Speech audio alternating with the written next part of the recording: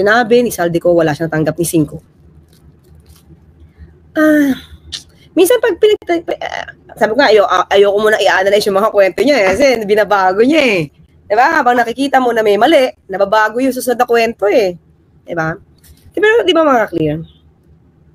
Ito lang yung nakikita ko na taliwas, diba? Kung totoo na pinakikiusapan ka,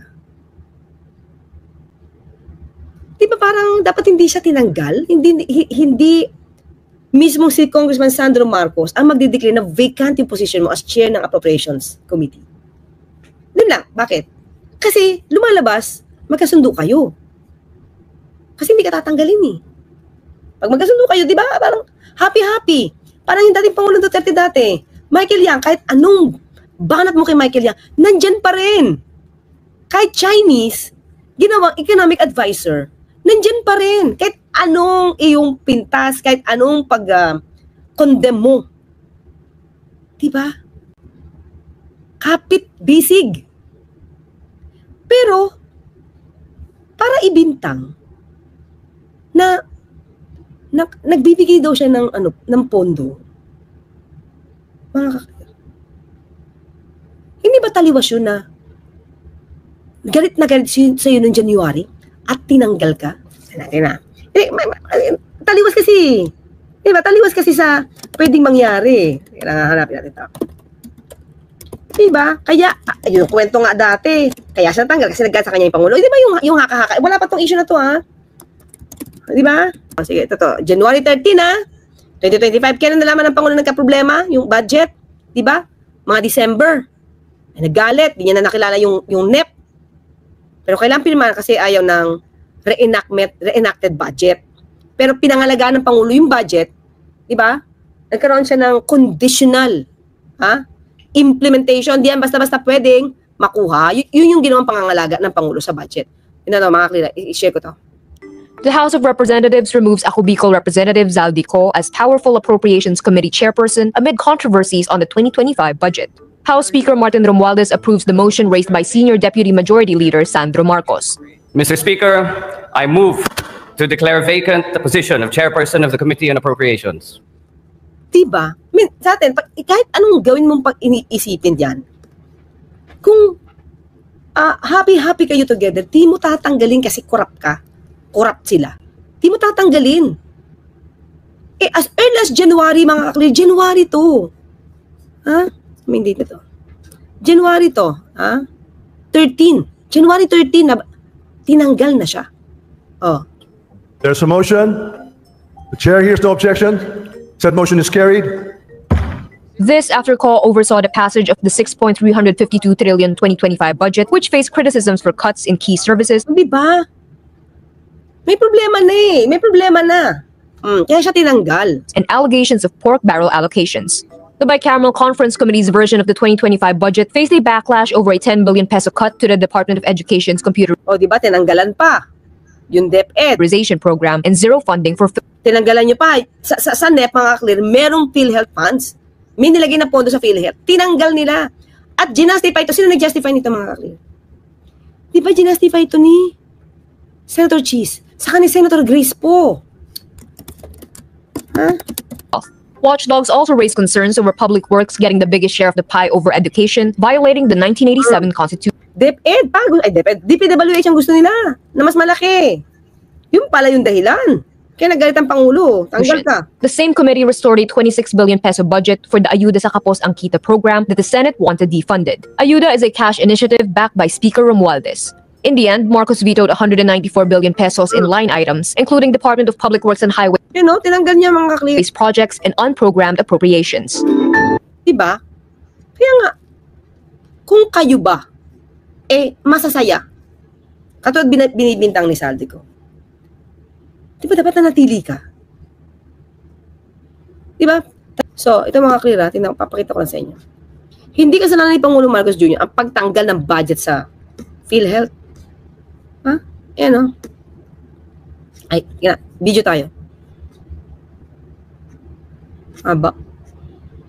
Ito, diba? Ayan o. Ito sinabi ni Grace po. Mr. President, hindi pa. Ayan, sige. Ayan pala. Tapos ngayon, dawit ni si Grace po.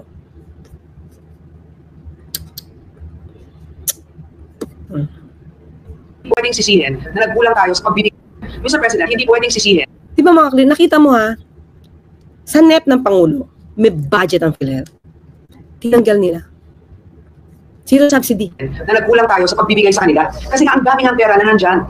Hindi nila pinabibigay ang pera doon sa mga nangangailangan at tinuturuan din natin sila ng leksyon. Kinailangan ba natin na i-zero talaga si PhilHealth to free up 74 billion pesos, Mr. President? I know, Mr. President, that's also the question of many. And I've thought about this long and hard.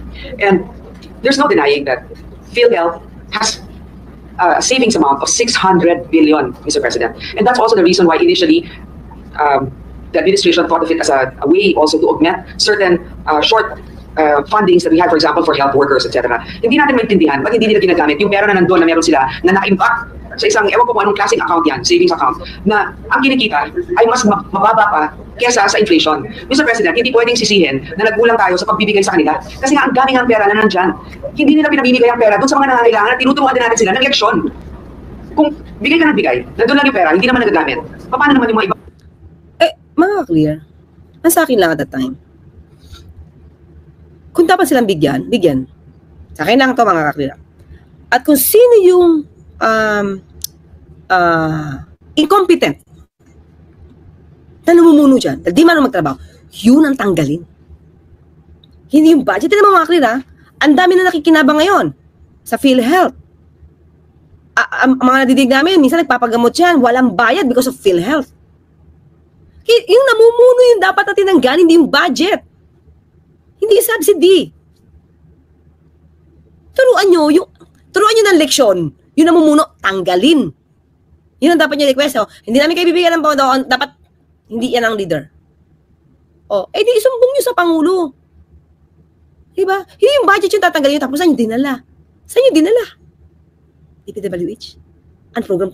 Unprogram projects? Sa unprogram funds? Appropriations? Kaya ngayon, sinasabit si Grace po. Diba? So, ito ba? Sige, tuloy na tayo dito. Ano ba yung money trail? Puntahan na natin.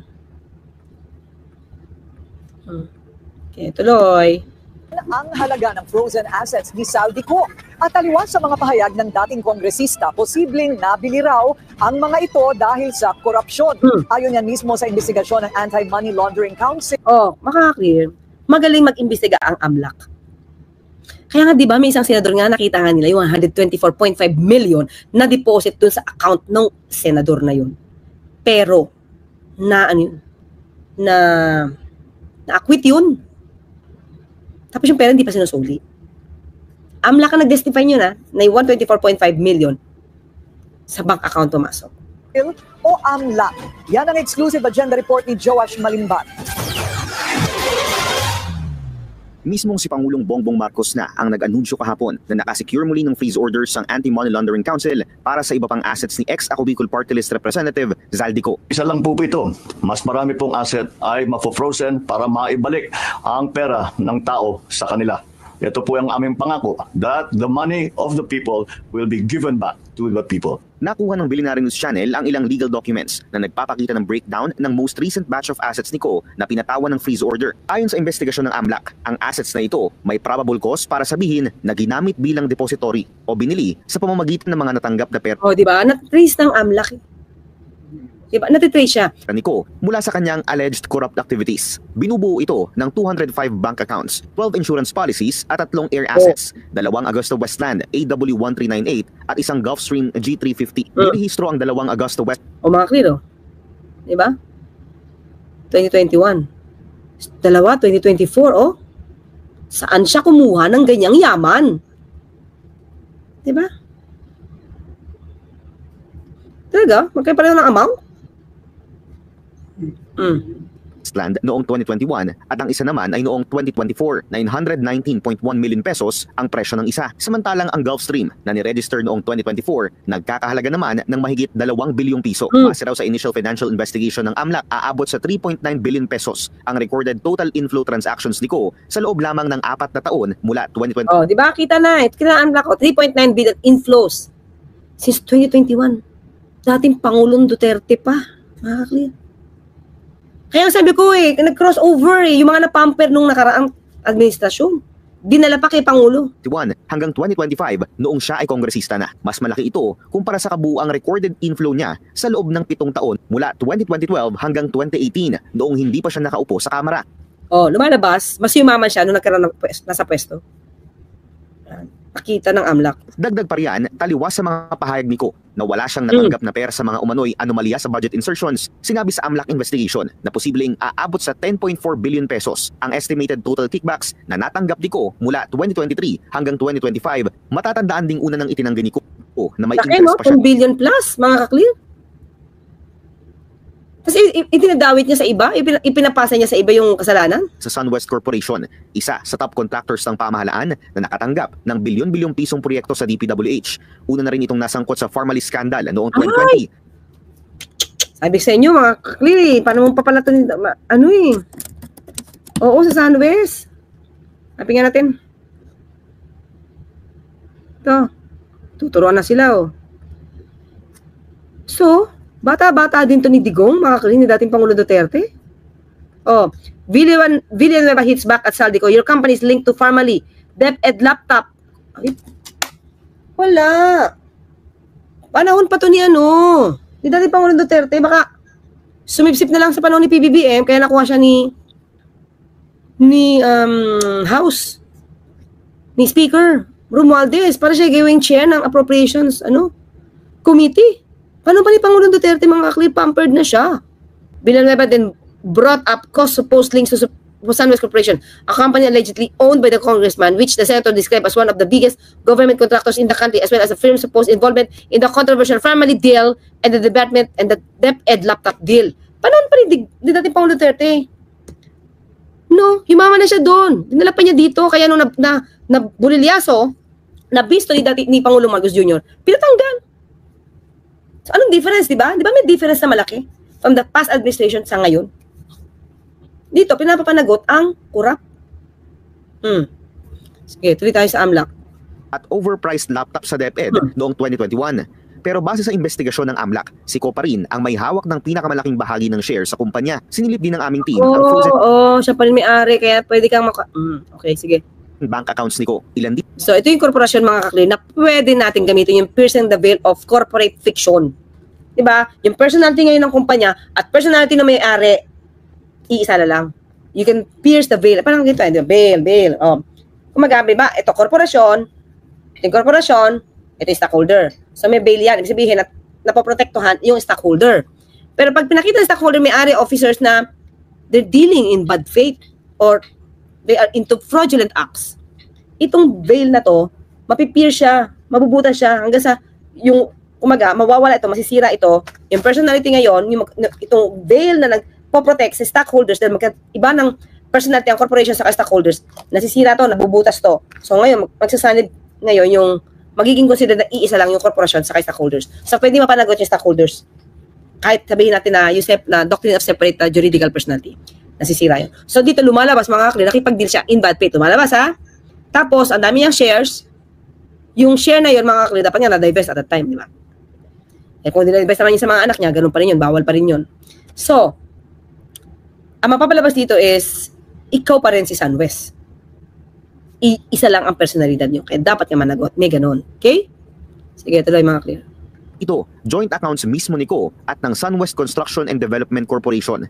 Base umano sa mga ebidensyang ito, nananatili pa rin ng malaking indikasyon ng financial interest ni Ko sa SunWest ayon sa AMLAC. Pero paninindigan niya, wala siyang natanggap na pera sa mga nangyaring pagnanakaw sa pondo ng bayan. Sa kabuuan, aabot na sa 12 billion pesos worth of assets ni Ko ang may freeze order mula sa AMLAC ayon kay PBBM. May multiple cases of Graft and Corrupt Practices Act na rin na nakasampa laban sa kanya sa Sandigan Bayan. Bagaman sinabi ng pamahalaan na patuloy ang pagpapaigting ng paghahanap sa dating kongresista, hindi pa rin tukoy sa kasalukuyan kung ano ang eksaktong lokasyon nito matapos nitong lumabas ng bansa. Para sa agent. Okay, mga Chris, so kita nyo na, yung AMLAC, yan, talaga nag-iimbestiga. Pero sana, sabi ko, hindi lang ito. Sa akin lang, kasi ang dami-daming may issue about confidential funds, ano malabas na may kurakot. Dapat nung pa lang, mag-action na sila Yung sa mga frigate, na sinampahan ng kaso ni Senator Trillanes, ano nangyari yun? Dapat na AMLAC na yun, di ba? Yung mga kisasuha sa frigate ship, di ba? Ni Senator Trillanes, yung kasama doon, si Senator Bongo, dating Pangulong Duterte. Dapat proactive tayo, AMLAC. Proactive. Ha? Proactive tayo. Hindi pwedeng maghintay ka lang ng kaso. Nauubos talaga yan. Mauubos yan. Kasi pag naubos siya, wala ka na makukuha. O, share ko to sa inyo mga clear. Bagong report ni PBBM. Saan ba yan? Magandang araw po sa inyong lahat. Ito po ay patuloy na aking pagre-report sa taong bayan tungkol sa mga development sa mga kaso hinggil sa mga flood control project na iskandalo. Ngayong araw, inutasan ko ang DOTR at saka yung CAAP na makipag-ugnayan sa mga kaibigan natin sa Malaysia at saka sa Singapore. Yan. Dahil ang mga pag-aari na helicopter at saka aeroplano ay mukhang doon tinatago ni Saldico. At nakarehistro po ito sa kanyang kumpanya na tinatawag na Misbis Aviation and Development Corporation.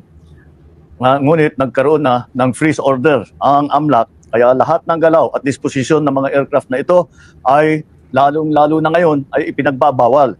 Dahil kailangan natin ipalaman sa lahat ng mga pugante, hindi pwedeng gamitin ang mga ari-arian na galing sa kaban ng bayan na tinakaw ninyo para tumakas o umiwas sa batas. You cannot steal from Filipino people and expect to hide or fly away on your private jets.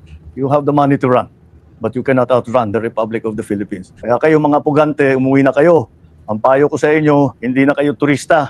Hinahabol na kayo ng batas. At isa pang development po, ngayong araw din, kinonfirma ng DOJ na si Henry Alcantara ay nagbalik na ng 110 million sa gobyerno at sa loob ng 2 linggo ay magbabalik pa ng 200 million. This government intends to bring back every peso, every asset. Yung pala. Oh, may 200 million pa ibabalik mga ka-clear. Di ba kaya naman kung gugustuhin, kaya wag nang pigilan ang pagbabalik ng mga nanakaw ng kabalambayan, sa kabalambayan. Every person responsible and return it to the Filipino people. Maraming salamat po. Magandang araw po sa inyo lahat.